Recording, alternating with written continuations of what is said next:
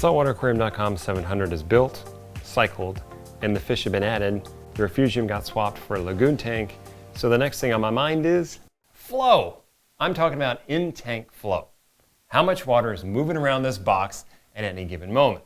Now, in-tank flow is denoted as tank turnover rate.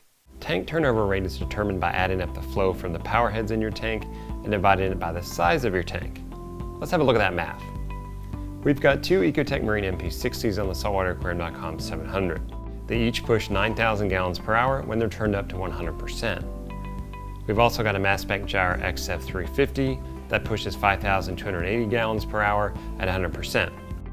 Adding all that up means we have a maximum flow of 23,280 gallons per hour. Now take 23,280 and divide it by 700, which is the water volume in the tank, and that leaves us with a tank turnover rate of 33.25. Now, that's assuming all the pumps are running 100%, but they're not.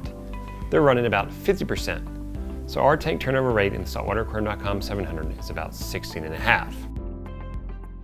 I know, right now in the saltwateraquarium.com 700 lobby tank, the tank turnover rate is really low. Why? Because we don't have any corals in the tank yet.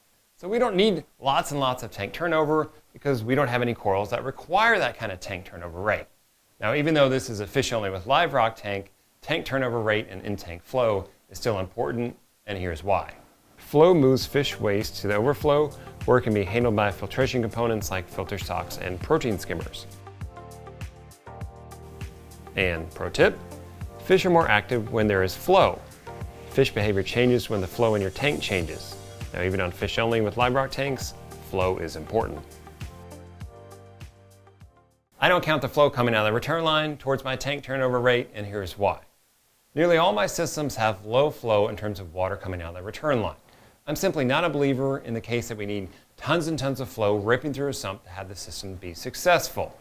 Therefore, I don't have lots of water to add to the tank turnover equation from the return line.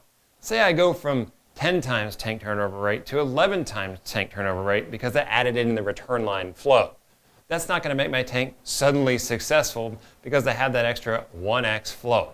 It's splitting hairs. Sure, it adds some flow to the system, but not enough to be significant, and certainly not enough to make the system successful or not successful. Once the saltwateraquarium.com 700 gets full of coral, it's going to need more flow. So in time, we'll add two more Ecotech Marine MP60s to the overflow side of the saltwateraquarium.com 700, and we'll likely add another Gyre XF350 on the far end. Powerheads have advanced immensely in the past 15 years, so just turning them on and off is not using them to their full potential. DC powerheads can create varied flow patterns, and if you've got DC powerheads, mix it up. Change the flow patterns throughout the day like we do with the Ecotech Marine MP60s on the saltwateraquarium.com 700. And if you have AC powerheads, not the end of the world, you can also create random flow patterns by simply turning them on and off. You can do that with a timer or with a controller. Flow is important, and mixing up the flow is important as well. We'll talk more about using automation with flow in the saltwateraquarium.com 700 automation video.